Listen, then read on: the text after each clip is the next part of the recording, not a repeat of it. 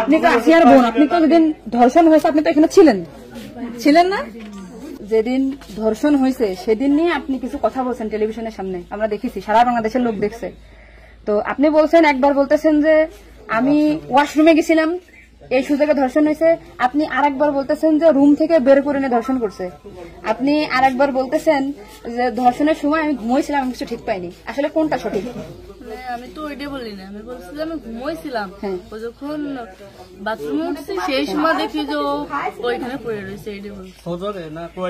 আপনি বলছেন যে সেহরির পরে, আবার বলছেন রাত 2:30, এটা মানে টাইমটা আসলে মানে আমাকে তো সেহরি খাই 2টার দিক, তারপরের কথা বলছি।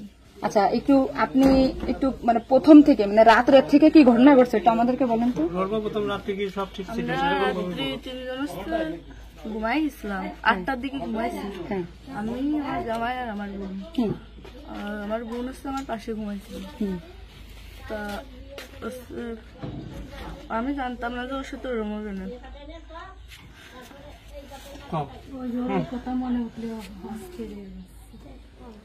আপনি আসিয়ার বোন, আপনি ওইখানে ওই দিন ছিলেন এক ঘরের ভিতর, আপনার কথা মানে আপনি যা বলবেন সেটাই হবে। এই জন্য আপনাকে যদি ওরা ঘুমের ঘরে কিছু খাওয়াই থাকে আপনি বলবেন যে আমাকে ঘুমের ভিতরে কিছু খাওয়াই দিচ্ছে, আমি ঘুমাইছিলাম, আমি কিছুই জানি না, আমি সকালে উঠে দেখছি এটা। কিন্তু আপনি যদি বলেন যে রাত 2:30টার সময় হয়েছে, আমি তাহলে তো হবে না।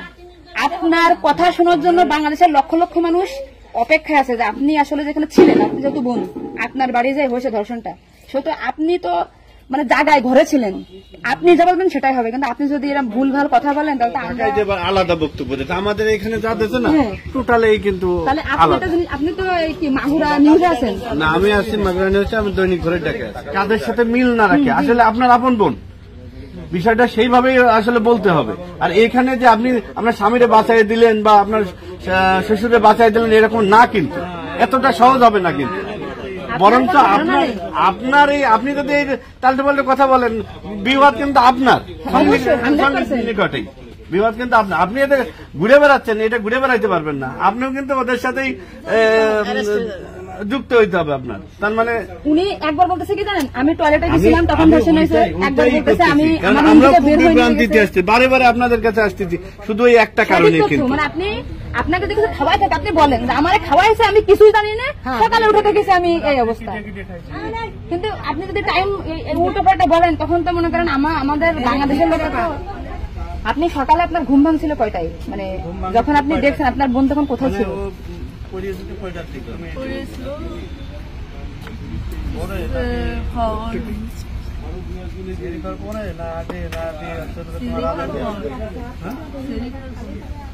আপনি 8টার সময় ঘুমাইছেন, তারপরে কি আপনার ঘুম ছেড়ে খাওয়ার পরে ভাঙিছে? তার ভিতরে আপনি কিছুই জানেন না।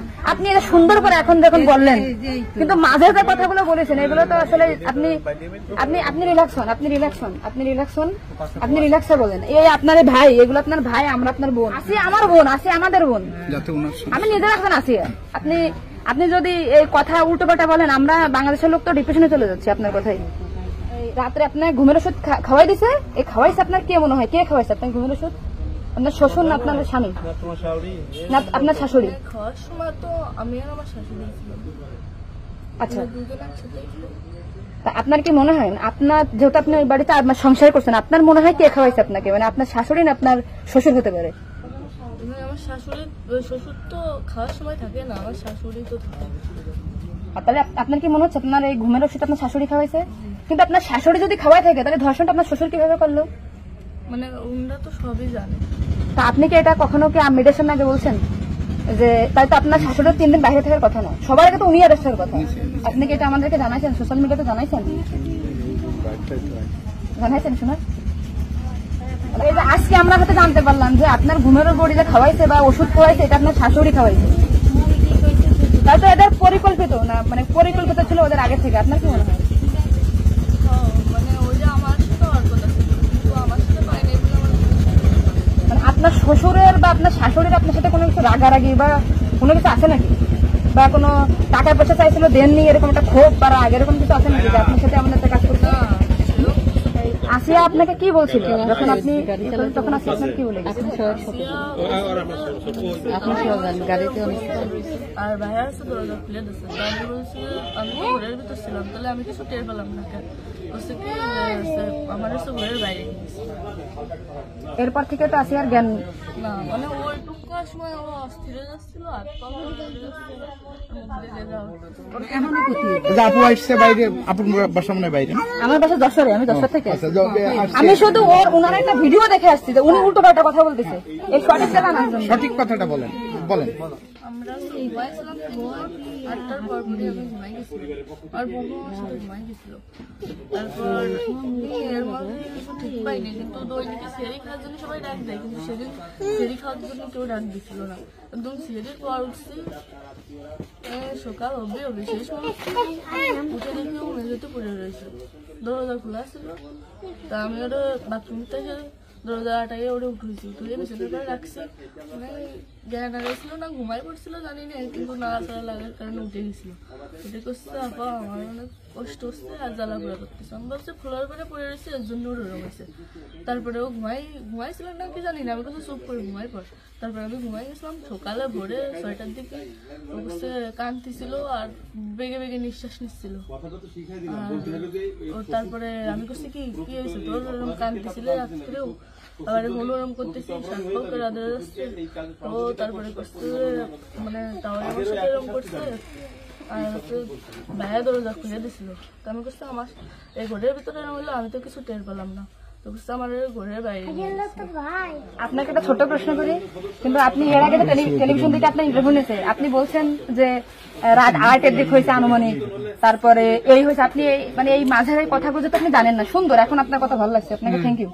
এই যে মাঝের যে কথাগুলো এগুলো আপনি কেন মানে ভয়ে বলছেন নাকি ওদের বাঁচানোর জন্য বলছেন? আমার তো ভয় দেখানো হয়েছিল। মানে কথাগুলো যে বলছেন এটা কি আপনাকে শেখাই দিয়েছেন নাকি আপনি নিজের থেকে বলছেন? তাহলে আপনি নিজের থেকে মাঝের যে কথাগুলো আপনি স্কিপ বলছেন, এটা তো আপনার বলা তো অন্যায় হয়েছে। তাহলে আপনি নেক্সট টাইম মানে আমরা খুব মানে আমি আপনার ভিডিও 100 বার দেখেছি, 70টা জানা জানি। আজকে দেখেন আমি যশোর থেকে আসছি, আপনাদের ওই বাড়ি গেছিলাম আমি, ঠিক আছে? ভয়তে সবকিছু উল্টো পাল্টে গেছে, এক কথায় মানুষ সবসময় বারবার জিজ্ঞাসা করে মাথার ভিতরে উল্টো পাল্টা হয়ে গেছে। আচ্ছা ঠিক আছে আপু, শুনো আপনি নেক্সট টাইম থেকে আপনি এই সঠিকটা মানে এই যে ঘুমাইছিলেন সকালে এটা হয়েছে আপনি এটা বলবেন, কিন্তু মাঝের কথাগুলো আপনার এক্সট্রা বলার দরকার নেই, বললে আমরা বিভ্রান্তি হয়ে যাই। ঠিক আছে, যাক এখন বুঝলেন তো কাহিনী।